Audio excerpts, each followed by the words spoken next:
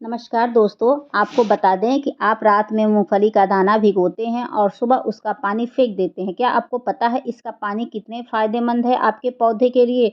आपके पौधे की रुकी हुई ग्रोथ को सही कर देता है। अगर आपके पौधे की कलियाँ झड़ रही हैं, पत्तियाँ बर्न हो रही हैं, पत्तियाँ समय से पहले पीली हो जा रही हैं, विकास बिल्कुल ही नहीं हो रहा है, तो आप इसको हर तरह के पौधे में डाल सकते हैं। इसको फेंकने से अच्छा है आप अपने पौधे में इसको पानी के साथ मिला के डालेंगे 100% गारंटी के साथ आपके पौधे की सारी समस्याएँ दूर हो जाएँगी। अगर कलियाँ फूल पड़ने से पहले गिर जा रही हैं या कलियाँ फूल बनने से पहले गिर जा रही हैं, फूलों का साइज़ छोटा हो रहा है, कलियों का साइज़ छोटा हो रहा है, जितनी भी समस्याएँ गुड़हल के पौधे हो, चाहे इंडोर हो, आउटडोर हो, कोई भी हो पौधा अगर उसमें कोई भी समस्या है, तो यह सही कर देगा क्योंकि इसमें पर्याप्त मात्रा में phosphorus, protein, manganese, calcium, carbohydrate पाया जाता है, जो कि पौधे के लिए बहुत ही बेस्ट होता है। ये ज़्यादातर तो आपके जो फूल वाले पौधे हैं, जिस पे बिरर-बिरर करके फूल आते हैं, उसमें गुच्छों में, पंचों में फूल आने लगेंगे। तो इस खाद का प्रयोग करने के लिए मैं इसके साथ एक और खाद मैं डालना बताऊँगी, जिसका प्रयोग आप दोनों खादों को मिलाकर अगर करते हैं अपने पौधों में, तो वह अमृत के समान हो जाएगा क्योंकि वो भी बहुत ज़रूरी है और ये भी ज़रूरी है। अगर इसके साथ उसको मिला देते हैं तो पौधों के लिए आपने अमृत ही तैयार कर दिया और आपके पौधे चाहे जितने भी बीमार हों, वह 1 हफ्ते में गारंटी के साथ सही हो जाएँगे।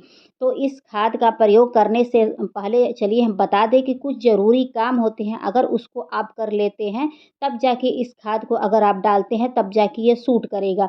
इस तरह नहीं कि आपने इस पानी को छाना और डायरेक्ट आप मिट्टी में डाल देंगे, तो ऐसे कुछ नहीं होने वाला। कोई भी काम करने से पहले उसके एक नियम होते हैं, उसके एक तरीका होता है।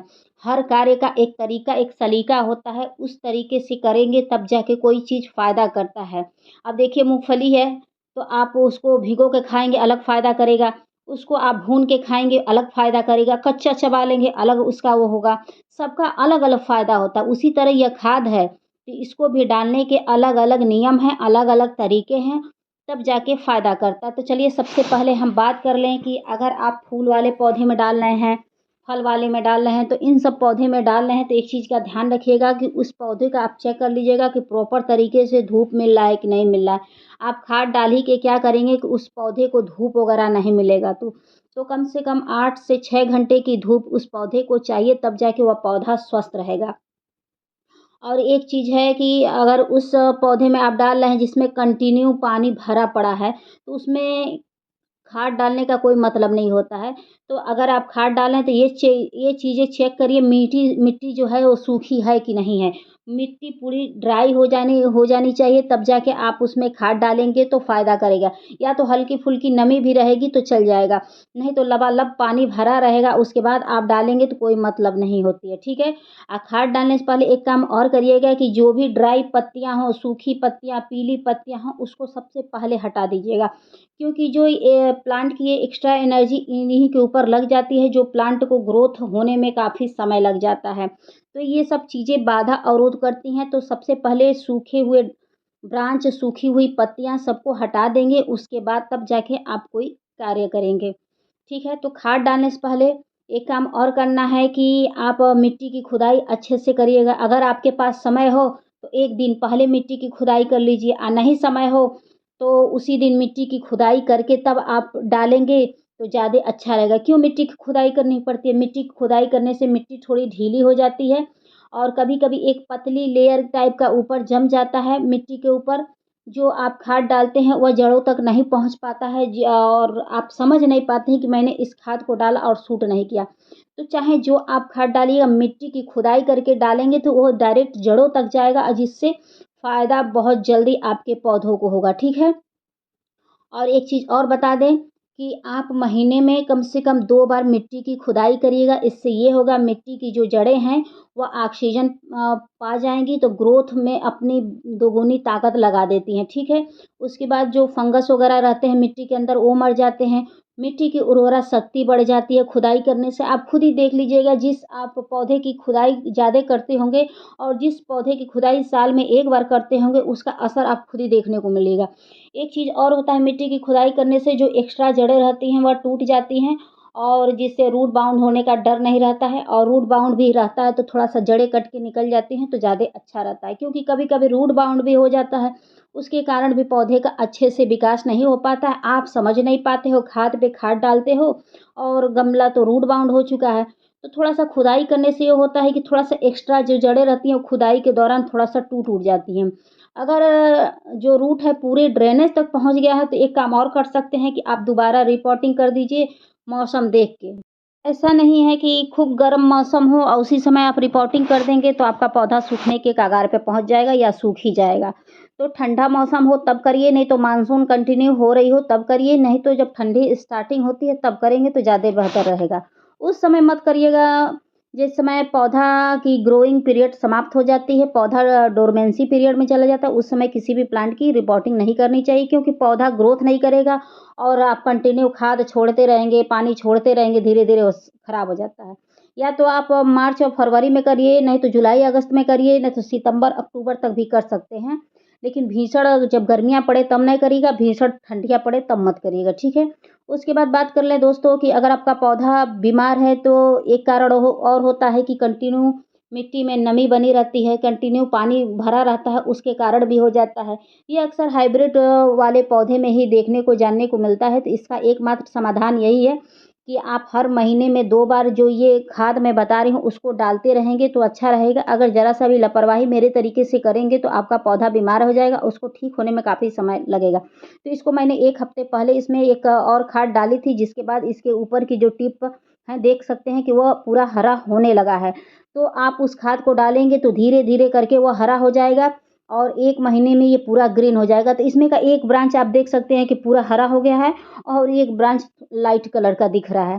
तो ये मैं गारंटी के साथ, दावे के साथ कह रही हूँ कि आप इस खाद को डालिएगा, 1 महीने में आपका पौधा पूरा हरा हो जाएगा। अगर आप इस खाद को नहीं डालते हैं तो धीरे-धीरे करके पौधे की पत्तियाँ व्हाइट होंगी, व्हाइट होते-होते मर जाएँगी। क्यों होती हैं? क्योंकि ये जड़ों का विकास नहीं होता है दोस्तों।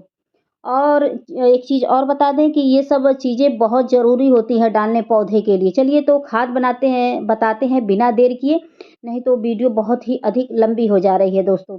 तो उसके लिए आप मेरे वीडियो में बने रहिएगा पेशेंस के साथ, कहीं नहीं जाइएगा ताकि आपको समझ में आए कि हम उस खाद को कितनी मात्रा में ले रहे हैं और कैसे-कैसे बनाते हैं दोस्तों।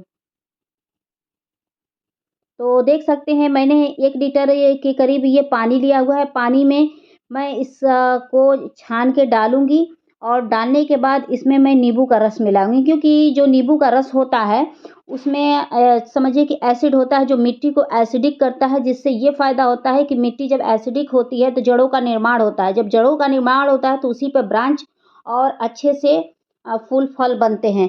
और जो ये मूँगफली का दाना है इसमें पर्याप्त मात्रा में phosphorus, protein, manganese, calcium, carbohydrate सब चीज़ें इसमें पाई जाती हैं। तो सोचिए इतना ये खजाना है प्रोटीन का, कि इसको अगर आप अपने पौधे में डालते हैं तो कितना फ़ायदा करता है। तो ये देख सकते हैं कि मैं ये कम से कम 5 से 6 चम्मच के करीब मैंने इसको लिया हुआ है। तो आप भी अपने गमलों के साइज़ के अनुसार लीजिएगा। तो ये मेरा 24 इंच के गमले में मुझे डालना है और उस नींबू के छिलके को मैं भिगोई थी।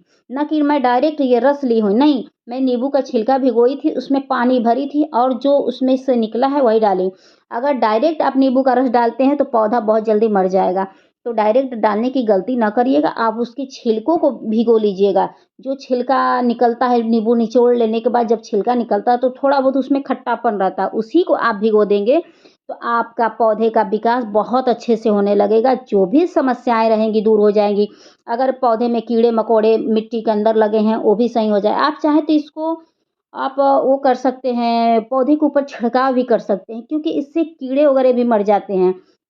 जो ये नींबू का रस होता है, एकदम 4-5 दिन अगर भिगो देते हैं तो पूरा एसिड का रूप ले लेता है, तो जो भी मिट्टी में कीड़े-मकोड़े, फंगस रहते हैं, वह मर जाते हैं, तो उसका उपयोग कर सकते हैं। तो देख सकते हैं मैंने इस पानी को ऐसे छान लिया और ये जो दाना में बचा है, इसको मैं डाल दूँगी चिड़ियों और कौवों को, क्योंकि ये थोड़ा-सा दाना खराब हो गया था, खाने लायक नहीं था दोस्तों। ठीक है? तो मैंने मिट्टी की खुदाई अच्छे से कर ली थी, अब इसी में मैं बहुत अच्छे से मिला दूँगी, मिलाने के बाद उसके बाद मैं पाइप से और भी पानी डाल दूँगी क्योंकि ये गमला मेरा काफ़ी बड़ा है और एक मग्गे से तो इसका कुछ होने वाला नहीं है। उसके बाद फिर मैं 2 दिन पर पानी डालूँगी। फिर आपको मैं 1 हफ्ते बाद इसका अपडेट दूँगी और आप देखिएगा दोस्तों। एक चीज़ तो मैं बताना भूल ही गई कि आप हर महीने मिट्टी में आप फंगिसाइड पाउडर 1 चम्मच डालिएगा और 1 चम्मच के करीब नीम खली डालिएगा, वो भी अपने गमले के अनुसार डालिएगा जिस साइज़ का गमला रहे। और मिट्टी की बात करें तो मिट्टी बिल्कुल वेल ड्रेन तैयार करिएगा। वेल ड्रेन का मतलब होता है कि पानी डालें और पानी छन के निकल जाए, उसमें पानी नहीं रुकना चाहिए। उसी मिट्टी में पौधे का अच्छे से विकास होता है, उसी पर फूल वगैरह आते हैं।